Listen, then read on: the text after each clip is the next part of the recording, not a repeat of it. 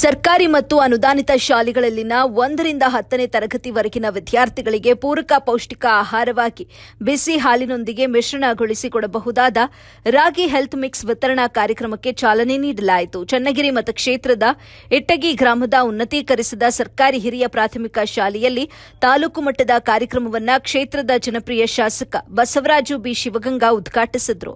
ಸರ್ಕಾರದ ನೂತನ ಕಾರ್ಯಕ್ರಮಕ್ಕೆ ಶಾಲಾ ಶಿಕ್ಷಣ ಇಲಾಖೆ, ಶ್ರೀ ಸತ್ಯಸಾಯಿ ಅನ್ನಪೂರ್ಣ ಟ್ರಸ್ಟ್ ಮತ್ತು ಕೆಎಂಎಫ್ ಈ ಸಂಸ್ಥೆಯ ಸಹಭಾಗಿತ್ವದಲ್ಲಿ ಮಧ್ಯಾಹ್ನ ಉಪಹಾರ ಯೋಜನೆ ಅಡಿಯಲ್ಲಿ ಈ ಕಾರ್ಯಕ್ರಮ ಹಮ್ಮಿಕೊಳ್ಳಲಾಗಿತ್ತು.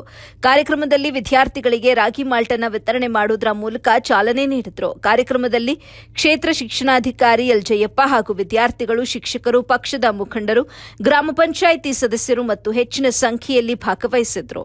ವರದಿ ನಲ್ಲೂರು ಮೊಹಮ್ಮದ್ ಆಸಿಫ್, ಎಬಿ ನ್ಯೂಸ್, ಚನ್ನಗಿರಿ.